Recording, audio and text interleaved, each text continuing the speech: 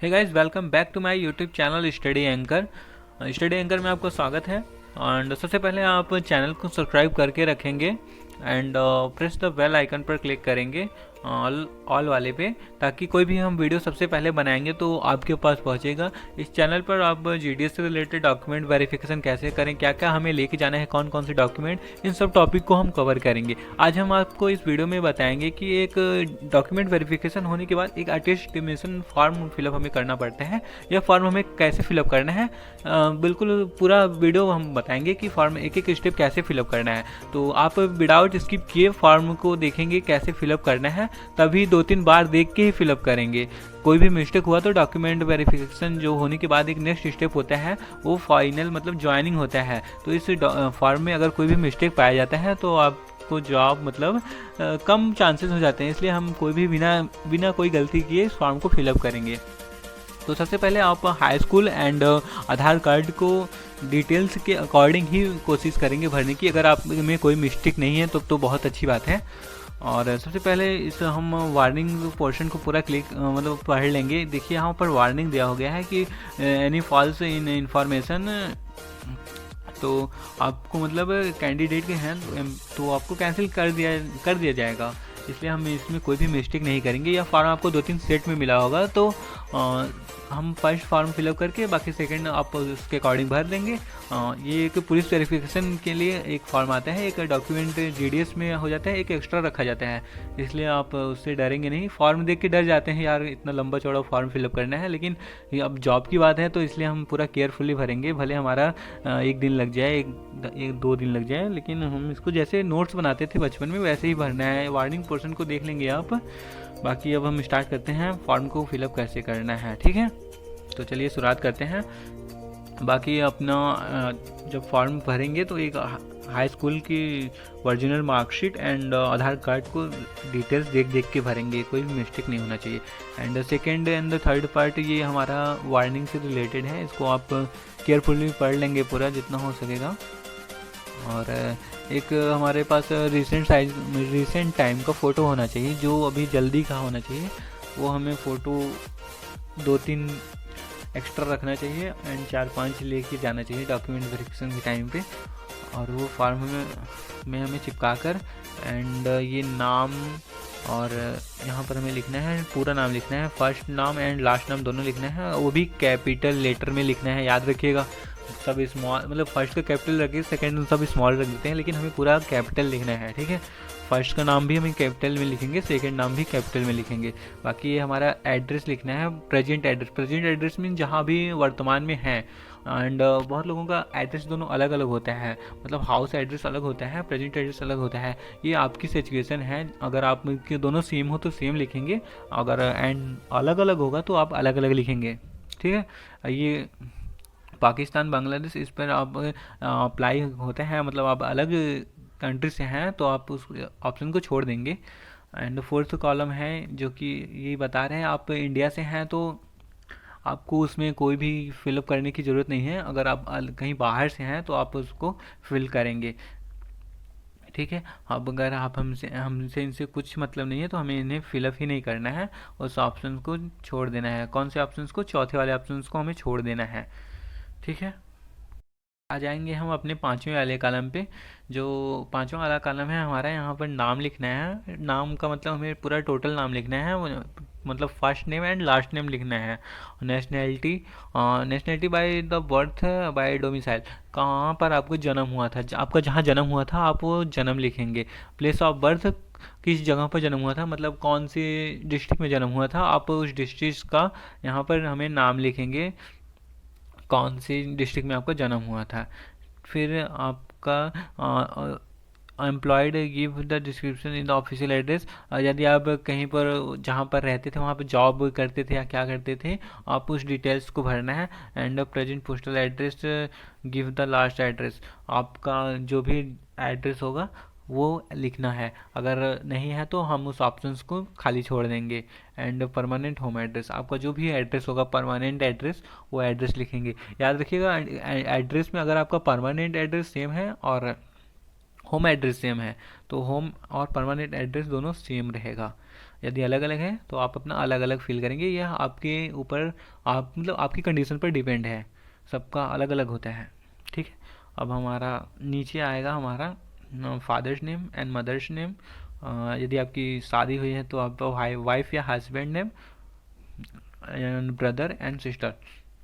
तो father name में हमें उनका पूरा नाम लिखना है।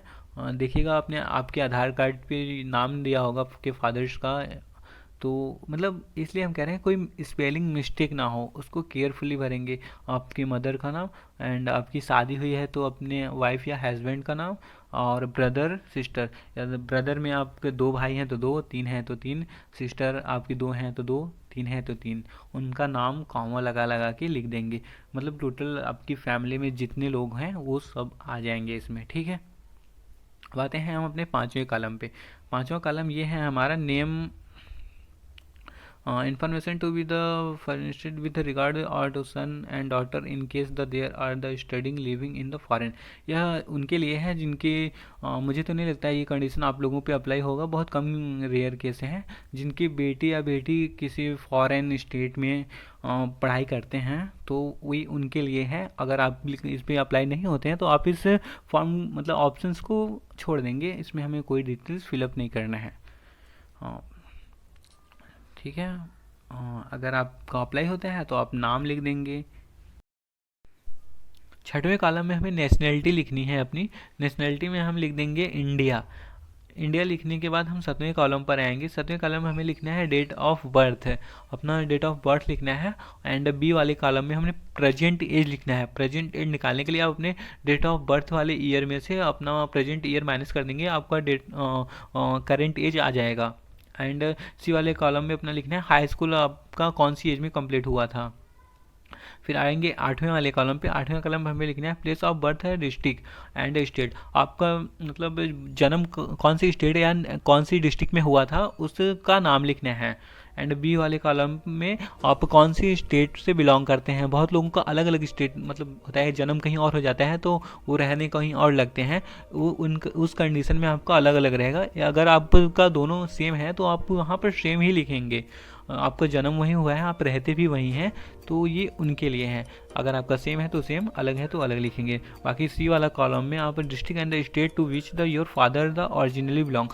सी वाला कॉलम ये मतलब पूछ रहा है कि आपके जो फादर हैं उनका जन्म एंड वो कहीं और से बिलोंग करते हैं तो उनका डिटेल्स रहेगा। यदि आपका तीनों फादर एंड आपका और तीनों सेम है तो आप तीनों सेम रहेगा। ये अपने अपने कंडीशन पर अप्लाई होगा, जैसे जैसे आपका होगा आप वैसे वैसे डिटेल्स भर देंगे। यदि कोई भी डाउट होगा तो हमारे कमेंट बॉक्स में हमसे पूछ लेंगे। फिर हम चलते हैं अपने 9वें वाले कॉलम पे। कॉलम पे हमें ए वाले ऑप्शन में लिखना है योर रिलीजन। अगर आप हिंदू हैं तो हिंदू लिखेंगे, मुस्लिम हैं तो मुस्लिम लिखेंगे, एंड सिख हैं तो सिख, और क्रिश्चियन है तो क्रिश्चियन। ये हम शॉर्ट फॉर्म में लिखे हैं, आप उस पूरा लिखेंगे अपना जो भी होगा। Are you member of ST/SC, अगर हम नहीं हैं तो नहीं लिखेंगे, आप अगर रहेंगे तो S लिखेंगे। ठीक है, अब हमारा पर्सनल डिटेल्स का फॉर्म फिलअप हो गया। अब हमें एजुकेशन क्वालिफिकेशन डिटेल्स लिखना है, जो कि आप school and college since 15 year of age, आप जब 15 साल के थे तब के बाद का लिखना है, उसके पहले का हमें नहीं लिखना है। आप जो भी 15 ईयर्स के बाद होंगे, जनरली देखा जाए तो हमें हाई स्कूल से ही लिखना होगा।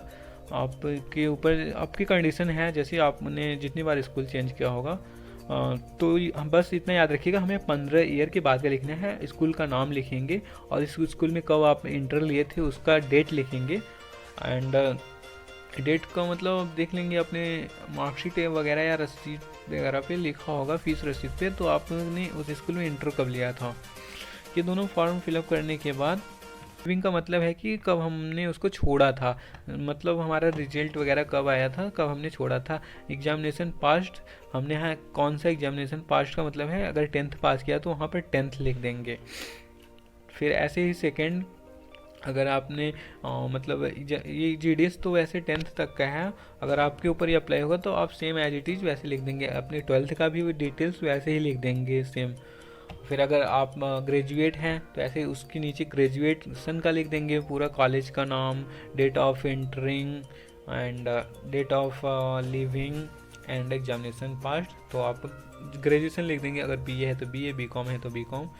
वैसे तो अब हम आएंगे अपने 11th वाले कॉलम पे। यहाँ पे हमें लिखना है, are you holding the have the time the held on the appointment under the central government या स्टेट गवर्नमेंट बॉडी। कहने का मतलब है यदि आपने फ्यूचर में कभी जॉब किया है गवर्नमेंट से या प्राइवेट कहीं भी फर्म में, तो आप लिखेंगे। अगर यहाँ पे नहीं अप्लाई होगा तो आप यहाँ पर इस ऑप्शन को छोड़ देंगे, नहीं लिखेंगे। यदि आप पर अप्लाई होता है आप इन सब डिटेल्स को फिलअप कर देंगे, ठीक है। अब आगे का हम देखते हैं 12th वाले कॉलम पर। यहाँ पर यह देखा जाए तो बहुत इंपॉर्टेंट होता है, इसमें कोई मिस्टेक नहीं होगा। हैव यू बिन अरेस्टेड, क्या आपने कभी अरेस्ट हुए थे पुलिस वगैरह में, तो आप एस होंगे तो एस लिख देंगे, अगर नहीं हुए होंगे तो नहीं लिख देंगे। यह पता है अटेस्टेशन फॉर्म मतलब जाता है पुलिस वेरिफिकेशन के लिए, इसलिए यहाँ पर पूछ रहे हैं। तो जैसे जैसे अगर आप पे अप्लाई होगा तो आप नो कर देंगे, अगर यस है तो आप एस करेंगे। या have you the been prosecuted, यदि आप कभी गिरफ्तारी वगैरह हुई थी तो वो लिख देंगे एस, अगर नहीं हुआ था तो नहीं लिखेंगे। तो देख लेंगे, देखा जाए तो आप सभी ऑप्शंस को नो नो क्लिक कर देंगे, क्योंकि वही सब पूछ रहे हैं। क्रिमिनल वगैरह आप हैं तो नहीं, और जनरली ये सब पुलिस वेरिफिकेशन वगैरह लड़कों के लिए ज़्यादा प्रॉब्लम होती है, और लड़कियों के लिए कम, उनका वेरीफाई हो जाता है तुरंत बहुत कम समय में। तो इन सब को आप पढ़ने के बाद देखा जाए तो सबको नो ही कर देंगे, क्योंकि सब में वही पूछ रहे हैं। Court of the down find, क्या आपने कभी कोर्ट में गया है। Have you have been the consider of the court of law of any officians, क्या आपके ऊपर कभी कोई कोर्ट में केस वगैरह चल रहा है। Give the have them evidence. तो आप पता है सब ऑप्शंस को अपने हिसाब से देख देख के एस या नो पर क्लिक कर देंगे। इन सब ऑप्शन से एस और नो वाले पर क्लिक करके आप पढ़ करके एस या नो पर क्लिक कर देंगे, जो भी आपके ऊपर अप्लाई होगा। तो जनरली अगर आप नो पर क्लिक करेंगे तो अच्छा रहेगा, बाकी आप एस मत करिएगा, क्योंकि प्रॉब्लम हो सकती है।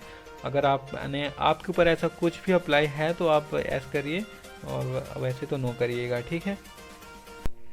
If the answer to any the above mentioned question is the S, तो give the full particulars of the case, arrest the determination, find the convention, punishment, etc. and for the nature of the case, the pending in the court, university, educational authority, etc. at the time of filling of the attestation form। तो आप इस पर attestation form में अगर यह कुछ भी apply होता है तो आप उस पर एस पर क्लिक करेंगे, नहीं होता है तो आप नहीं पर क्लिक करेंगे। ये हमने पहले भी बता चुके हैं इसको। फिर warning at the top the attestation form, okay. फिर हम अपने आएंगे 13 वाले कॉलम पर। 13 वाले कॉलम पर आएंगे तो name of the two responsible person of your locality और two reference to the home you are now. यहाँ पर वो कह रहे हैं कि आप ऐसे 2 पर्सन का हमें नाम बताइए जो आपको अच्छी तरह से जानते हों, एंड हो सकेगा उनकी आईडी भी लगेगी। तो यहाँ पर आप उनका फर्स्ट एंड सेकंड वाले 2 ऑप्शंस दिया है। अपने घर में घर का नहीं, एक तरह से अपने आस पड़ोस में का उनका यहाँ पर हमें नाम लिखना पड़ेगा। जो भी आप उनसे पूछ लीजिएगा, जो एग्री करे उनका लिख के, उनका पूरा प्रॉपर तरीके से उनका नाम, फादर नेम एंड पूरा एड्रेस लिख के, एक शायद उनकी आईडी, आधार कार्ड भी लगेगा, तो आप उनकी आईडी यहाँ पर दोनों पर्सन्स की लगा सकते हैं। ये एक तरह से गवाह के रूप में काम करते हैं। ये पता है, आप वीडियो में हमने बताया था कि ये पुलिस वेरिफिकेशन के लिए भी यह फॉर्म फिलअप किया जाता है। तो 2-3 कॉपी होंगी इसकी। एक फॉर्म में पुलिस वेरिफिकेशन के लिए आएंगे उनके पास कि हाँ ये पर्सन ठीक है, उनका बिहेवियर कैसा है, इन सबको।